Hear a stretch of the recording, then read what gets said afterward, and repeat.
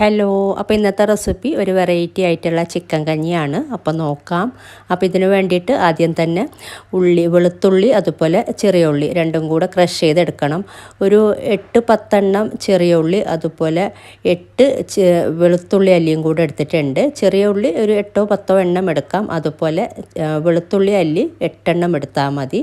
എന്നിട്ട് രണ്ടും കൂടെ ക്രഷ് ചെയ്തെടുക്കുക. ഇതിപ്പോൾ ഞാൻ രണ്ടും കൂടെ ക്രഷ് ചെയ്തെടുത്തിട്ടുണ്ട്. നന്നായിട്ട് തന്നെ വെള്ളമൊന്നും ചേർക്കാതെ ക്രഷ് ചെയ്തെടുത്താൽ മതി. ഇനി നമുക്കിത് മാറ്റി വെക്കാം. അപ്പോൾ ഇനി നമുക്കൊരു പ്രഷർ കുക്കർ ചൂടാകുമ്പോൾ ഇതിലോട്ട് ഒരു 2 ടേബിൾ സ്പൂൺ ഓയിലും 2 ടേബിൾ സ്പൂൺ നെയ്യും കൂടെ ചേർത്ത് കൊടുക്കുന്നുണ്ട്.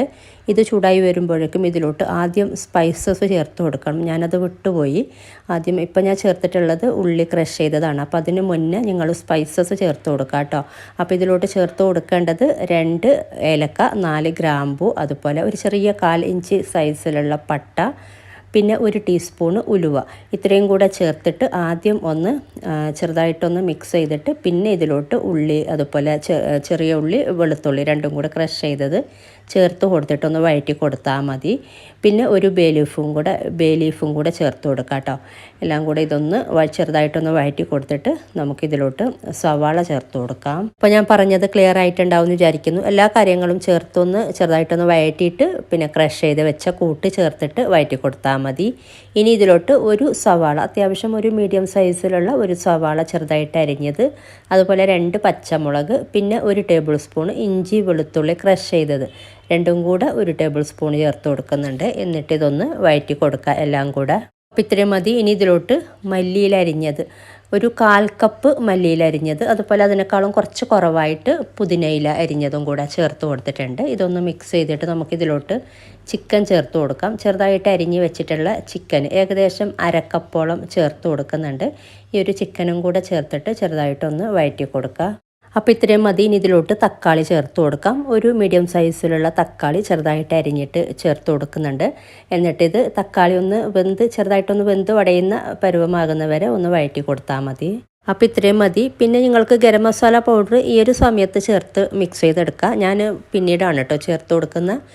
ഇനി വേണ്ടത് ഇതിലോട്ട് 1 കപ്പ് നെയ്ച്ചോറിൻ്റെ അരിയും 1/4 കപ്പ് ചെറുപയർ പരിപ്പുമാണ് എടുത്തിട്ടുള്ളത്. രണ്ടും കൂടെ കഴുകി വെള്ളമൊക്കെ വാർന്നെടുത്ത് വെച്ചിട്ടുള്ള അരിയും ചെറുപയർ പരിപ്പുമാണ് കേട്ടോ. ഈ ഒരു അരിയും ഇതും കൂടെ പരിപ്പും കൂടെ ചേർത്തിട്ട് ചെറുതായിട്ടൊന്ന് വഴറ്റി കൊടുക്കുക. ചെറുപയർ പരിപ്പാണ്, തുവർദാളല്ല. ചെറുപയർ പരിപ്പ് നമുക്ക് വാങ്ങിക്കാൻ കിട്ടും, മൂങ് ദാൾ എന്ന് പറഞ്ഞിട്ട്. അതുപോലെ നെയ്ച്ചോറിൻ്റെ അരി എന്ന് പറയുമ്പോൾ ചെറിയ അരിയില്ലേ, നെയ്ച്ചോറൊക്കെ ഉണ്ടാക്കുന്ന ജീരകശാല, തനിമ അങ്ങനെയുള്ള അരിയാണ്. നെയ്ച്ചോറിൻ്റെ അരിയാകുമ്പോൾ കുറച്ചും കൂടെ ടേസ്റ്റ് കൂടുതലാണ്. ഇതിപ്പോൾ ഇത്രയും മതി. ചെറുതായിട്ടൊന്ന് വഴറ്റി കൊടുത്തിട്ടുണ്ട്. ഇത്രയും മതി കേട്ടോ. ഇനി ഇതിലോട്ട് നമുക്ക് വെള്ളം ചേർത്ത് കൊടുക്കാം. വേവാൻ ആവശ്യത്തിനുള്ള വെള്ളം ചേർത്ത് കൊടുക്കാം. ഏകദേശം ഇതിലൊരു പകുതി കൂടുതൽ തന്നെ ചേർത്ത് കൊടുക്കുന്നുണ്ട്. 5 കപ്പ് അല്ലെങ്കിൽ ഒരു 6-7 കപ്പ് വരെ ചേർത്ത് കൊടുക്കാം. വെള്ളം കൂടുതലുണ്ടെങ്കിൽ കുഴപ്പമില്ല കേട്ടോ. നമുക്ക് പിന്നീട് കുറച്ച് ലൂസായിട്ടുള്ള ഇത് കഞ്ഞി തന്നെയാണല്ലോ, അത്ര തിക്കായിട്ടുള്ളതല്ല. അപ്പോൾ പിന്നീട് നമ്മൾ ഇതിലോട്ട് തേങ്ങാപ്പാലും 2ാം പാലും 1ാം പാലൊക്കെ ചേർത്ത് കൊടുക്കുന്നുണ്ട്. ആദ്യം വെള്ളം ചേർത്തിട്ട് തന്നെ വേവിച്ചെടുക്കുക. പാകത്തിനുള്ള ഉപ്പ് ചേർത്തിട്ടില്ല, ഉപ്പ് ചേർത്ത് കൊടുക്കാം. എന്നിട്ട് നമുക്കിത് മൂടി വെച്ചിട്ട് 1 വിസിൽ വന്ന ശേഷം ഹൈ ഫ്ലെയിമിൽ തന്നെ ആദ്യം വെക്കുക. എന്നിട്ട് 1 വിസിൽ വന്ന ശേഷം ലോ ഫ്ലെയിമിലോട്ട് ആക്കിയിട്ട് ഒരു 4-5 വിസിൽ വരുന്നവരെ വേവിച്ചെടുക്കുക. അപ്പോൾ ഇത് വേവിച്ചെടുത്തിട്ടുണ്ട്. നന്നായിട്ട് തന്നെ വെന്ത് കിട്ടിയിട്ടുണ്ട്. അപ്പോൾ ഇതുപോലെ വെന്ത് വടയുന്ന പരുവത്തിൽ തന്നെ വേവിച്ചെടുക്കണം. അപ്പോൾ നിങ്ങളുടെ പ്രഷർ കുക്കറിൻ്റെ വേവ് അനുസരിച്ച് വേവിച്ചെടുത്താൽ മതി. ചില കുക്കറിൽ ഒരു 3-4 വിസിൽ വരുമ്പോൾ തന്നെ നന്നായിട്ട് വെന്ത് കിട്ടും. അപ്പോൾ ഇതിലോട്ട് ഇനി ചേർത്ത് കൊടുത്തിട്ടുള്ളത് 2ാം പാലാണ്. ഇതിലോട്ട് 1ാം പാൽ നമ്മൾ ചേർത്ത് കൊടുക്കുന്നുണ്ട്, നല്ല തിക്ക് തേങ്ങാപ്പാൽ. ഇത് 2ാം പാലാണ് ഇപ്പോൾ ചേർത്ത് കൊടുത്തിട്ടുള്ളത്. കുറച്ച് ചേർത്ത് കൊടുത്താൽ മതി. പിന്നീട് നമുക്ക് നോക്കിയിട്ട് വെള്ളം ചേർത്ത് കൊടുക്കാം. ഇനി ഇതിലോട്ട് 1 കപ്പ് നല്ല തിക്ക് തേങ്ങാപ്പാൽ ചേർത്ത് കൊടുക്കുന്നുണ്ട്.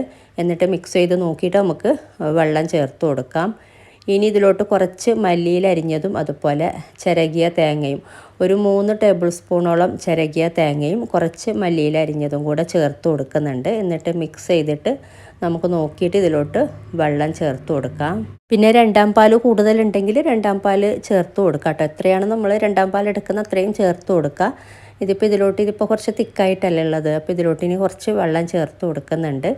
എന്നിട്ട് ഉപ്പ് നോക്കിയിട്ട് ഉപ്പ് ചേർത്ത് കൊടുക്കുക. അതുപോലെ ഞാൻ ഇതിലോട്ട് ഗരം മസാല പൗഡർ നേരത്തെ ചേർത്തിട്ടില്ല അതിന്. അപ്പോൾ ഈ ഒരു സമയത്താണ് 1 ടീസ്പൂണ് ഗരം മസാല പൗഡർ ചേർത്ത് കൊടുക്കുന്നത്. നിങ്ങൾക്ക് ഈ ഒരു സമയത്ത് വേണ്ടാന്നുണ്ടെങ്കിൽ, നല്ലോണം ഈ ഒരു സ്മെല്ല് അത്ര ഇഷ്ടമല്ല എന്നുണ്ടെങ്കിൽ ആദ്യം മസാല വഴറ്റുന്ന സമയത്ത് ചേർത്ത് കൊടുത്താൽ മതി. അപ്പോൾ ഞാൻ കുറച്ച് വെള്ളവും കൂടെ ചേർത്തിട്ട് ഇത് മിക്സ് ചെയ്തിട്ട് നന്നായിട്ടൊന്ന് തിളക്കുമ്പോൾ ഫ്ലെയിം ഓഫ് ചെയ്താൽ മതി.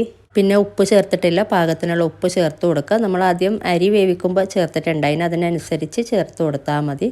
എന്നിട്ടിത് നന്നായിട്ട് മിക്സ് ചെയ്ത് ഇത് തിളക്കുമ്പോൾ ഫ്ലെയിം ഓഫ് ചെയ്യാം. ഇടയ്ക്കൊന്ന് ഇളക്കി കൊടുക്കണം, അല്ലാന്നുണ്ടെങ്കിൽ അടിക്ക് പിടിക്കും. ഇതിപ്പോൾ നന്നായി തിളച്ചിട്ടുണ്ട്. അപ്പോൾ ഫ്ലെയിം ഓഫ് ചെയ്യുന്നുണ്ട്. അപ്പോൾ ഇത്രയേ ഉള്ളൂ കേട്ടോ. അപ്പോൾ നല്ല അടിപൊളിയായിട്ടുള്ള ചിക്കൻ കഞ്ഞിയാണ്. നല്ല ടേസ്റ്റ് ഉണ്ട് കഴിക്കാനായിട്ട്.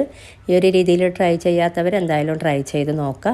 അപ്പോൾ ഇന്നത്തെ വീഡിയോ ഇഷ്ടമായാൽ ലൈക്ക് ചെയ്യാനും കമൻറ്റ് ചെയ്യാനും ഷെയർ ചെയ്യാനും മറക്കരുത്. അതുപോലെ നിങ്ങൾ സബ്സ്ക്രൈബ് ചെയ്യാത്തവരാണ് വീഡിയോ കാണുന്നതെങ്കിൽ സബ്സ്ക്രൈബ് ചെയ്യാനും മറക്കരുത്. അപ്പോൾ ഇതുപോലെ നല്ല റെസിപ്പിയുമായിട്ട് മറ്റൊരു വീഡിയോയിൽ കാണാം. താങ്ക്